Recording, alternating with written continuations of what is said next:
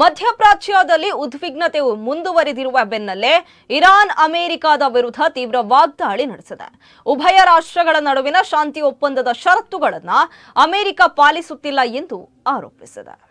Lebanon ಮೇಲೆ Israel ನಡೆಸುತ್ತಿರುವ ವೈಮಾನಿಕ ದಾಳಿಗಳು ಮುಂದುವರೆದರೆ ಗಂಭೀರ ಪರಿಣಾಮ ಎದುರಿಸಬೇಕಾಗುತ್ತೆ ಎಂದು ಎಚ್ಚರಿಕೆಯನ್ನ ನೀಡಿದೆ.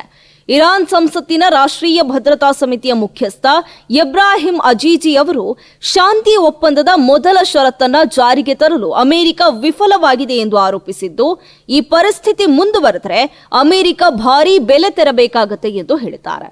ಒಪ್ಪಂದ ಉಲ್ಲಂಘನೆಗೆ ಇರಾನ್ ಬುದ್ಧಿವಂತಿಕೆಯ ಹಾಗೂ ನಿರ್ಣಾಯಕ ಪ್ರತಿಕ್ರಿಯೆ ನೀಡಲಿದೆ ಎಂದು ಎಚ್ಚರಿಸಿದ್ದಾರೆ. ಅಮೆರಿಕ ಇರಾನ್ ಒಪ್ಪಂದದ ಮೊದಲ ಷರತ್ತಿನ ಪ್ರಕಾರ ಲೆಬನಾನ್ ಸೇರಿದಂತೆ ಎಲ್ಲಾ ಪ್ರದೇಶಗಳಲ್ಲಿ ತಕ್ಷಣ ಮತ್ತು ಶಾಶ್ವತವಾಗಿ ಸೇನಾ ಕಾರ್ಯಾಚರಣೆಗಳನ್ನು ಸ್ಥಗಿತಗೊಳಿಸಬೇಕಾಗಿದೆ. ಇತ್ತೀಚೆಗೆ ಹಿಜ್ಬುಲ್ಲಾ ನಡೆಸಿದ ಡ್ರೋನ್ ದಾಳಿಯಲ್ಲಿ ಇಸ್ರೇಲ್ ರಕ್ಷಣಾ ಪಡೆಯ ಟ್ಯಾಂಕ್ ಬೆಟಾಲಿಯನ್ ಕಮಾಂಡರ್ ಸೇರಿದಂತೆ 4 ಸೈನಿಕರು ಮೃತಪಟ್ಟಿದ್ದರು. ಇದಕ್ಕೆ ಪ್ರತಿಯಾಗಿ ಇಸ್ರೇಲ್ ಲೆಬನಾನ್ನ ಬೇಕಾ ಕಣಿವೆಯಲ್ಲಿರುವ ಹಿಜ್ಬುಲ್ಲಾ ಮೂಲಸೌಕರ್ಯಗಳ ಮೇಲೆ ವೈಮಾನಿಕ ದಾಳಿ ನಡೆಸಿತು. ಈ ಬೆಳವಣಿಗೆಯಿಂದಾಗಿ ಎರಡೂ ಕಡೆಯ ನಡುವೆ ಉದ್ವಿಗ್ನತೆ ಹೆಚ್ಚಾಗ್ತಾ ಇತ್ತು. ನಂತರ ಅಮೆರಿಕ ಮತ್ತು ಕತಾರ್ ಮಧ್ಯಸ್ಥಿಕೆಯಲ್ಲಿ ಇಸ್ರೇಲ್ ಹಾಗೂ ಹಿಜ್ಬುಲ್ಲಾ ನಡುವೆ ಹೊಸ ಕದನ ವಿರಾಮ ಒಪ್ಪಂದಕ್ಕೆ ಸಹಮತ ವ್ಯಕ್ತವಾಗಿದ್ದು, ಈ ಪ್ರಕ್ರಿಯೆಯಲ್ಲಿ ಇರಾನ್ ಕೂಡ ಪಾತ್ರ ವಹಿಸ್ತಾ ಇದೆ ಎಂದು ರಾಜತಾಂತ್ರಿಕ ಮೂಲಗಳು ತಿಳಿಸಿವೆ.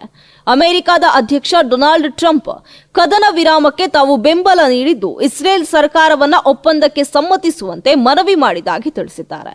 ಎನ್ಬಿಸಿ ನ್ಯೂಸ್ಗೆ ನೀಡಿದ ಸಂದರ್ಶನದಲ್ಲಿ ಇಸ್ರೇಲ್ ನಾಯಕರೊಂದಿಗೆ ನಿರಂತರ ಸಂಪರ್ಕದಲ್ಲಿದ್ದೆ ಎಂದು ಹೇಳಿರುವ ಟ್ರಂಪ್, ಇಸ್ರೇಲ್ ಹೆಜ್ಬುಲ್ಲಾ ಕದನ ವಿರಾಮವನ್ನ ಮಧ್ಯಪ್ರಾಚ್ಯದಲ್ಲಿ ಶಾಂತಿ ಸ್ಥಾಪನೆಗೆ ನೆರವಾಗುವ ಸಕಾರಾತ್ಮಕ ಬೆಳವಣಿಗೆ ಎಂದು ಬಣ್ಣಿಸಿದ್ದಾರೆ.